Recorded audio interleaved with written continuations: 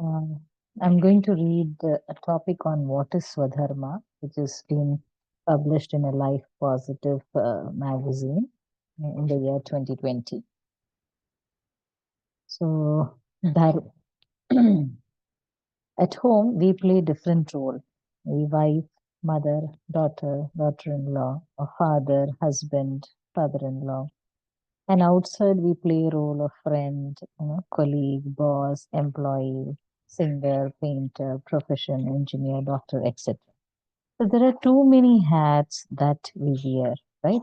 And each role of us has its own dharma. Okay. So the dharma of an individual varies according to the hat one wears at any point in time. Conflict arises when one mistakes or mixes one dharma with another and fails to prioritize when they clash. So let us take an example of Mahabharata of Arjuna. In the battlefield of Kurukshetra, the warrior prince, that is Arjuna, fell into such a dilemma that he was ready to lay down his arms and flee rather than fight his kinsman. So, what hat he was wearing at that time? The hat of a cousin, nephew, disciple, son? Correct. Whereas, what was the hat he was supposed to wear on the battlefield? A soldier whose duty on the battlefield was to fight the enemy to the best of his ability. Arjuna was in conflict because the dharma of relationships got mixed up with the dharma of a soldier. At each stage and situation of life, an individual has a specific dharma to uphold. This individual dharma is called Swadharma. I'll just read out again. At each stage and situation of life, an individual has a specific dharma to uphold. This individual dharma is called Swadharma. Now, how will we know which dharma to uphold? It's very simple. Uphold that dharma which is beneficial to the larger demography. Selflessness. Always go for the higher dharma. Now, another example of Mahabharata. Bhishma Pitamaha too erred when he gave prominence to his Swadharma of commitment to protecting the throne of Hastinapura and went to war against the Pandavas. Though Dharma demanded that he shouldn't be siding with the unprincipled Kauravas. However, if it helps, the Swadharma of a person is also determined by two major parameters, that is, profession and the stage of life. Status based on profession is called Varnashrama Dharma, and status based on life is called Ashrama Dharma. So, Varnas or the professions were divided into four categories in the times of Lord Krishna when people traditionally followed the profession of their forefathers.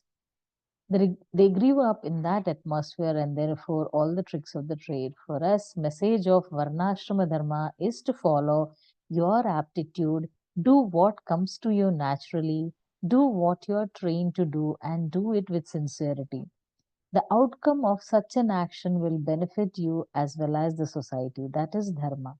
Imagine an unskilled doctor or disinterested doctors or reluctant engineers or pilot. What a disaster it would be, isn't it? Ashrama Dharma tells us what Dharma to follow at every stage of life. As a brahmachari, that is student, grahastha, householder, vanaprasthi, that is retired person, and sannyasi, the renunciate. This means one should know when to let go and be at peace with the aging process. Delegate work, relinquish control, and engage oneself in pursuits that uplift one's consciousness.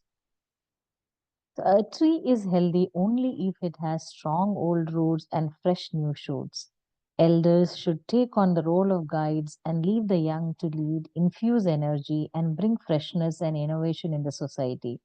That's the only way to progress and the natural order in the cosmic yajna. That is dharma. Then Krishna says, it is best to live and die doing one's duty without being distracted or discouraged by looking at others' superior roles. Remember how a small squirrel was of help in building Rama's bridge? To go about our roles and duties with honesty and integrity is the best we can do to keep the cogs in the wheel of dharma greased until and unless one is called upon to act beyond the call of their normal duties. For example, during independence struggle, millions of young Indian old women and children left their homes and offices at the call of Mahatma Gandhi's non-violent struggle. Or when you see a victim of accident on the street, you drop the urgent meetings and you head towards hospital. This is called apatu dharma, or the your duty during an emergency. This is exactly what Lord Krishna asked Duryodhana at the end of Mahabharata and later had a very interesting answer. When Krishna asked Duryodhana why he went on sinning the way he did, Duryodhana said, I know what dharma is, yet it is not in my nature to follow it. I know what adharma is, yet I cannot get myself to desist from it. O Lord of the senses, you dwell in my heart. I will do as you impel me to do. Duryodhana did not let his good sense prevail because his thirst for power was so compelling that he would stop at nothing to get his way. And that's how most of us lead our lives, as slaves to our senses rather than our common sense. So, this is an article published in Life Positive, Swadharma, Dharma. Hope you all enjoyed the article. If anyone wants to share anything or experience, please unmute yourself.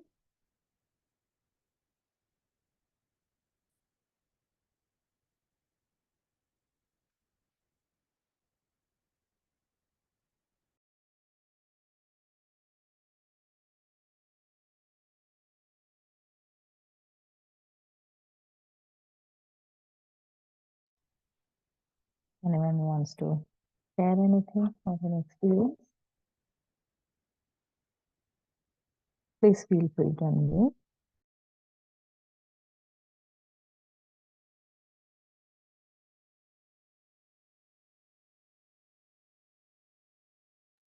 Okay, if there are no more sharing, then shall we end the session? Thank you all for joining and adding your energy. Good evening.